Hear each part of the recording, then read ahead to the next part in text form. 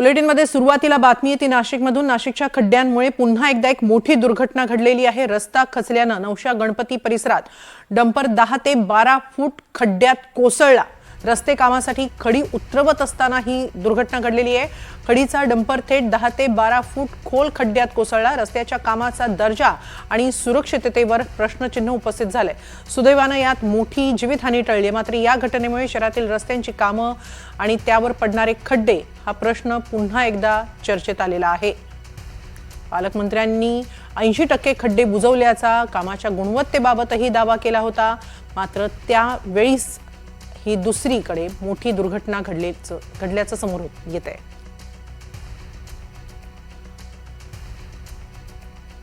नाशिकच्या नवशा गणपती परिसरातील ही घटना आहे। रस्ते कामासाठी खडी उतरवत असतानाच ही दुर्घटना घडलेली आहे। एनडीटीव्ही मराठीनं गेल्या काही दिवसांपासून नाशिकमधील खड्ड्यांचा आणि राज्यभरातीलच खड्ड्यांचा हा मुद्दा लावून धरलेला आहे। विशेषतः नाशिकमध्ये जेव्हा या खड्ड्यांमुळे दुर्घटना घडत होत्या, त्यातली प्रत्येक बातमी एनडीटीव्ही मराठीनं दाखवली होती। खड्ड्यांमुळे उद्भवत असलेल्या समस्यांकडे लक्ष वेधण्याचा प्रयत्न केला होता, मात्र आता नाशिकच्या खड्ड्यांमुळे पुन्हा एकदा दुर्घटना घडल्याचं समोर आलेलं आहे। याबाबत अधिक माहिती घेऊया आमचे प्रतिनिधी राहुल वाघ यांच्याकडून। राहुल, काय अधिक माहिती आहे? डंपर एकदम 10 ते 12 फूट खोल खड्ड्यात कोसळला, नेमकं कसं घडलंय सगळं? निश्चितच आपण जर बघितलं तर एनडीटीव्ही मराठीने अनेक दिवसापासून खड्ड्यांबाबतची मोहीम लावून धरलेली होती। पालकमंत्री गिरीश महाजन यांनी देखील नाशिकमधील 80% खड्डे बुजवल्याचा दावा केलेला होता, परंतु आपण जर बघितलं तर आता चक्क गंगापूर रोडच्या नवशा गणपती परिसरामध्ये डंपर हा 10 ते 12 फूट खोल खड्ड्यामध्ये गेल्याची धक्कादायक घटना समोर आलेली आहे। सुदैवाने या घटनेमध्ये कोणालाही दुखापत झालेली नसली तरी पुन्हा एकदा नाशिकमधील रस्ते व खड्ड्यांचा मुद्दा हा समोर आलेला आहे। खरं तर हा संबंधित रस्ता बनवण्यासाठी हा डंपर त्या ठिकाणी आलेला होता, परंतु रस्ता खचल्याने तो डंपर त्या खड्ड्यामध्ये या ठिकाणी गेलेला आहे। आणि आपण जर बघितलं तर या ठिकाणी मोठी दुर्घटना होता या ठिकाणी सुदैवाने हे झालेलं। ही घटना घडल्यानंतर तिथून प्रशासनाकडून काही अधिक माहिती, स्पष्टीकरण वगैरे देण्यात आलेलं आहे का? अद्याप या संदर्भात प्रशासनाकडून कोणत्याही प्रकारचं स्पष्टीकरण जरी देण्यात आलेलं नसलं तरी या ठिकाणून डंपर आता बाहेर काढण्याचं काम हे सुरू करण्यात आलेलं आहे। एकंदरीतच या ठिकाणी महानगरपालिकेचं पथक देखील घटनास्थळी दाखल झाले असून या ठिकाणी क्रेनच्या सहाय्याने डंपर बाहेर काढण्याची प्रक्रिया ही सुरू करण्यात आली आहे। राहुल, असं संपर्कात रहा। नाशिकचे उपमहापौर विलास शिंदे आपल्या बरोबर उपस्थित आहेत। विलास शिंदेजी, तुमच्याच वॉर्डमध्ये ही घटना घडल्याचं आम्हाला कळतं आहे, तुमची काय प्रतिक्रिया आहे या सगळ्यावर? नवशा, माझ्या प्रभाग क्रमांक 8 मध्ये नवशा गणपती म्हणून प्रसिद्ध देवस्थान आहे, त्या देवस्थानचा हा रस्ता आहे आणि सोबतच सुद्धा आजूबाजूला सगळे रहिवासी क्षेत्र आहे। संबंधित ठिकाणी थोड्या वेळापूर्वी एक हेवी लोडेड खडीचा ट्रक त्या ठिकाणून जात असताना तात्काळ त्या ठिकाणी ती गाडी ऑटोमॅटिक खाली बसली आणि मोठा खड्डा त्या ठिकाणी पडला। स्थानिक रहिवासी चोटाले यांनी मला फोन केला आणि माहिती सांगितली। त्यात तात्काळ आम्ही संबंधित डिपार्टमेंटला सूचना केल्या। आम्ही तिकडे पोहोचलो आणि संबंधित मनपा विभागाचे अधिकारी सुद्धा त्या ठिकाणी पोहोचलेले आहेत। त्या ठिकाणी ट्रक काढायचं काम सुरू आहे, परंतु ही घटना अशी घडलेली आहे की 15 वर्षापूर्वी हा रस्ता झालेला आहे आणि त्यानंतर त्या ठिकाणून स्ट्रॉम वॉटरच्या लाईन गेलेल्या आहेत रस्त्याच्या खालून 2015 साली।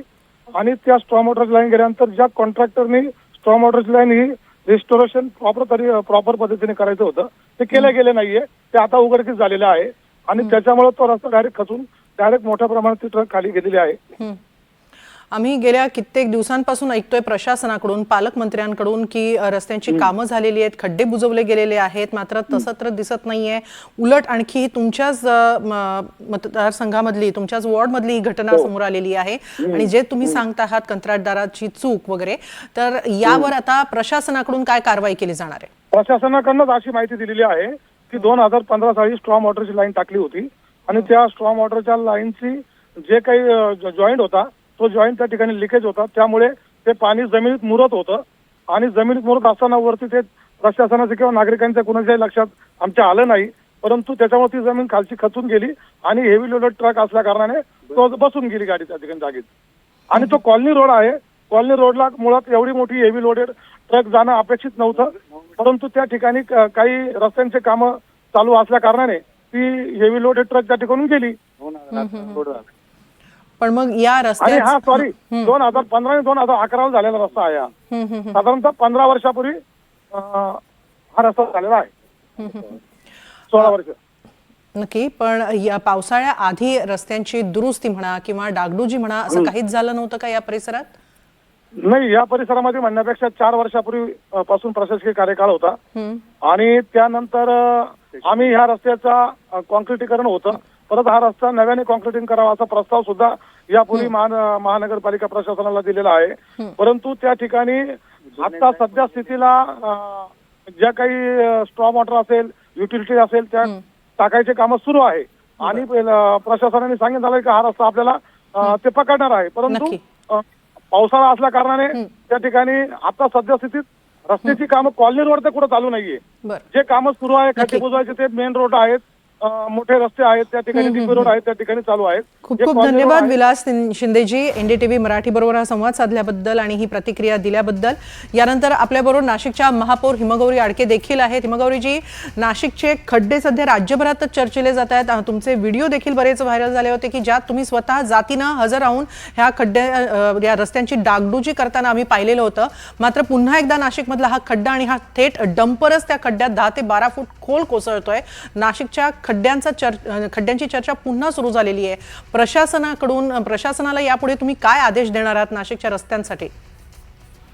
प्रशासनाला आदेशित केलेला आहे आणि इथे हा जो खड्डा आहे पर्टिक्युलरली आपण जर बघितलं तर इथे 14 वर्ष जुना हा रस्ता आहे. स्टॉर्म वॉटर ड्रेन चेंबर आहे आणि ते आता पावसाळ्यामुळे तिथे मोठा एक धसते जमीन आणि तेच झालेलं आहे.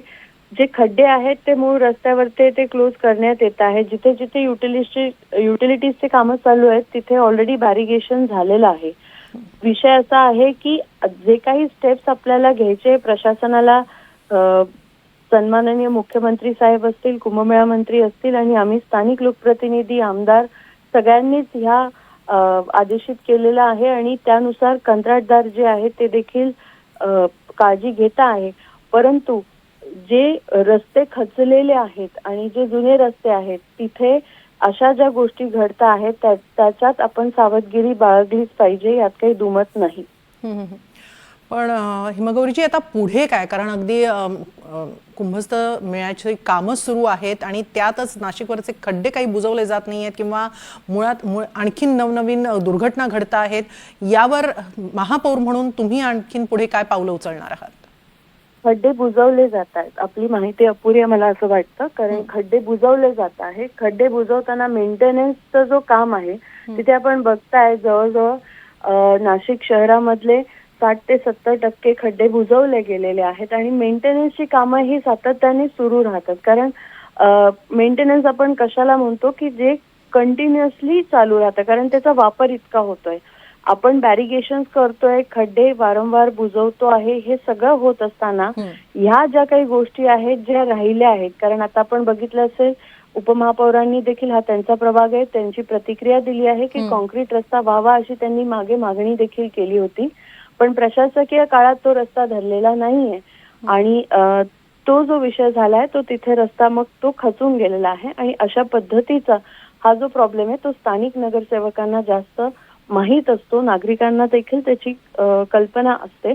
आणि हे जे आज घडलेलं आहे ते जुनं काम जे राहून गेले, बराच काळ नाही झालेलं, त्याने उद्भवलं आहे. पण अशा ठिकाणी जे आपल्याला नाजूक रस्ते झालेले आहेत आणि माहिती आहेत या ठिकाणी जास्त लक्ष देण्याची आता गरज आहे. नक्की, जसं तुम्ही सांगतायत की खड्डे बुजवले जात आहेत, ठीक आहे, आम्ही मानतो की खड्डे बुजवले जात आहेत, पण नवीन खड्डेही पडत आहेत आणि मुळात जे जुने रस्ते आहेत त्यांचा आता आढावा घ्यायला नको का? त्या जुन्या रस्त्यांची पुन्हा एकदा पाहणी करायला नको का? कारण कुंभस्थ मेळा आहे पुढच्या वर्षीच आणि त्यामुळे नाशिकमध्ये महापौर म्हणून तुमची आणखीन मोठी जबाबदारी असणार आहे. एकूणच म्हणूनच पुन्हा मी प्रश्न विचारते की पुढे आणखीन काय करणार आहात तुम्ही? पुढे आणखी तेच मी म्हणते की असे जे नाजूक झालेले रस्ते आहेत ते सातत्याने आपण बघत असाल, मागच्या वर्षी कंटिन्युअस 6 ते 7 महिने पाऊस झाला, तेव्हा देखील आपल्याला रस्त्याची कामं करता आली नाहीये. काल मागच्या वर्षी लॉंग टर्म पाऊस चाललेला आहे 6-7 महिने आणि जो जास्त पडला, पण ह्या वेळेस 2 महिन्याचाच जास्त पाऊस आपल्याला नाशिकमध्ये दिसून आलेला आहे. आणि याकरता प्रशासनाला आदेशित केलेलं आहे की असे जे काही आपण जे म्हणतो की जिथे कमकुवत रस्ते असेल, आपण ब्लॅक स्पॉट्स असे निर्माण झालेले असेल त्याची काळजी घेणं आणि नागरिकांना त्याबद्दल आपण सतर्क करणं ही प्रारंभिक आमची प्राथमिकता राहणार आहे. नक्की. धन्यवाद हिमगौरीजी, NDTV मराठी बरोबर ही सविस्तर चर्चा केल्याबद्दल, प्रतिक्रिया दिल्याबद्दल.